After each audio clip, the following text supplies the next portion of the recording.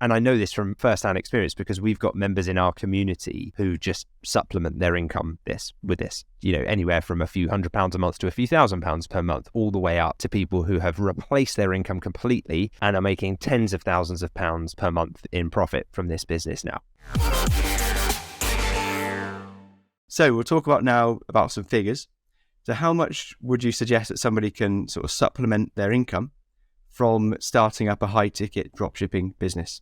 Yeah, this is a funny one that I think a lot of people put limiting beliefs upon themselves, either intentionally or unintentionally, about how far they think they can take this model. So I think it really depends on the individual and the amount of effort that they put into it. That's what determines the success. And by effort, I mean choosing the right strategy. It's all part of that decision-making process. And I know this from first-hand experience because we've got members in our community who just supplement their income with this, anywhere from a few £100 a month to a few £1,000s per month, all the way up to people who have replaced their income completely and are making tens of thousands of pounds per month in profit from this business now. So I think it all depends. And oftentimes you won't see the next glass ceiling or the next baseline that becomes your new level of normal until you're at the first point. It's a bit like if you're climbing a mountain, right? You get to the peak and you think, I've done it, I've reached the top of the mountain. And then you look over and you realize, oh, there's a much higher summit just over there. But you didn't see that one until you were on the first peak. And that's like, you think, oh, I got to get this business to 5K per month because that will change my life.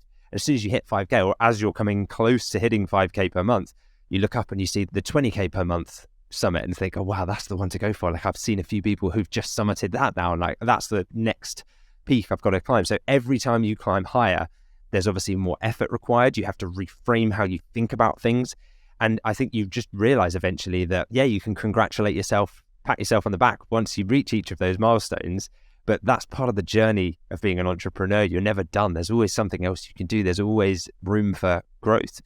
And it's the same with high ticket dropshipping. You start small, you set your goals clearly, you gradually start to scale up, and then you can eventually over time start to supplement your income higher and higher until you're making way more from your business than you are in your day job, in which case it probably makes sense to divert more of your time and treat it as a full-time thing at that point.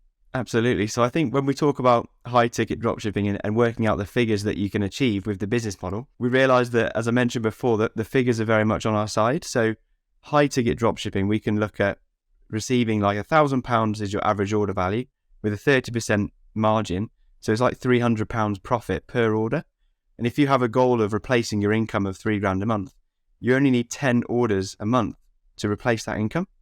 So you can see how a high ticket dropshipping model makes sense, and it did for me and it has done for you as well, Lewis, to actually be able to generate a good income alongside your job and eventually to outgrow it and go beyond and much further. Would you agree with that in terms of the numbers side of things and why high ticket dropshipping is a model to go down as a side hustle? Yeah, I know from first-hand experience, I would much rather have a business that only relied on 10 orders per month be going smoothly than hundreds of thousands of smaller orders, because oftentimes those 10 customers are way easier to keep happy because it's the same email to a supplier, the item gets sent, you have a tracking number that goes out.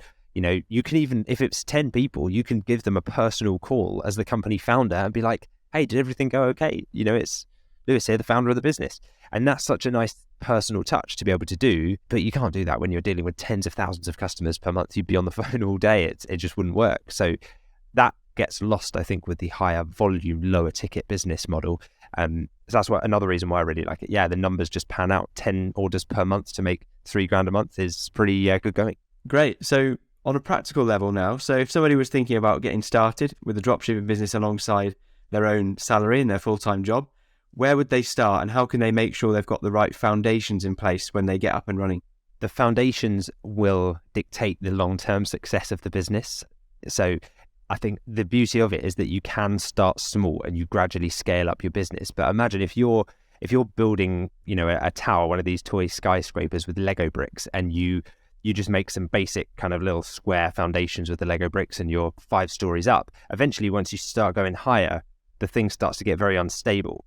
And that's a bit like if you just decide, I'm just going to piece together a few bits that I've heard from different sources on YouTube and people running different kinds of e-commerce models and try and see how it goes.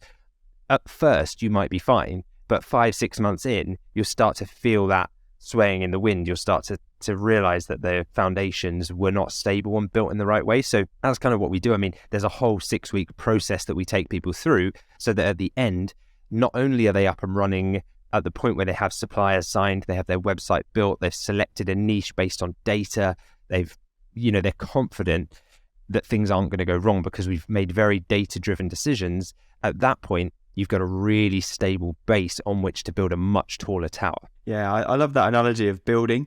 Business is very much like a creation process, that you're building an asset that will either pay you, or you can go on to build it and then sell it and have a liquidity event where you benefit from the sale of that business. Absolutely. And it's all about starting with the end in mind. I love that point as well about thinking about how you want to get set up on solid foundations with a solid program where you know the principles behind the business that you're building, and then you can take that to really high levels from there. So yeah, it's an impressive way to look about it. So what sort of time investment do you think somebody would need to invest and be able to actually make in order to be successful with high ticket dropshipping? Yeah, so there are 2 resources that I think you could really put in when you're starting to make sure that you succeed. And the 2 are time or money. And effectively, usually what money does is buy other people's time or expertise or softwares that save you time. So it kind of just comes back to time, really.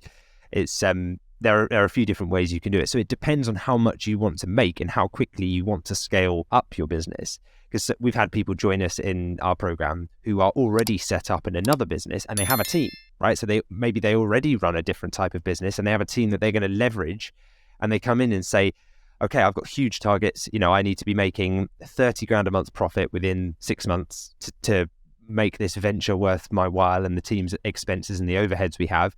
Therefore, I have my, ads manager person here. I have my web developer here. Now, that's an extreme example. We don't have many of those, but that's like the far end. You can see that person's come in. It would have been very difficult for them to guarantee that they'd get to that point on their own. But when they have a team of experts, they can trade that time resource instead and just use money to buy expertise and time. Others who join and maybe have a little bit less of an infrastructure around them, like you and I probably were in that position, may be doing this all by themselves. So it takes a little bit longer, right? So that in that instance, of course, there are some very minor overheads. You probably get up and running for 5 grand, but what you're doing is using yourself as the time resource to build out the things that you need. So you're wearing all the caps as the business owner. You're doing a bit of marketing, you're doing a bit of ads, you're doing a little bit of product description, sales copywriting, you're being the salesperson to call suppliers and get them on board. And obviously we guide you through all this stuff because I know that this is new to people that might be considering this, but that's where the fun happens, right? Outside your comfort zone. So I like that because it's kind of like saying, well, I would have never found myself in this position ordinarily. And so I continue. So yeah, we've structured our program over 6 weeks to take you from never having run a business before right up to the point where you've selected your niche, you built your store, your suppliers are there, your ads are running, you're generating sales, and then you can start to build a team and become a leader. So you might not get there in 6 weeks, and that's okay because you can go through the modules at your own pace. And whenever you get stuck, you can just ask for help on one of our live coaching calls, which, by the way, you will get stuck at some point. That's a guarantee.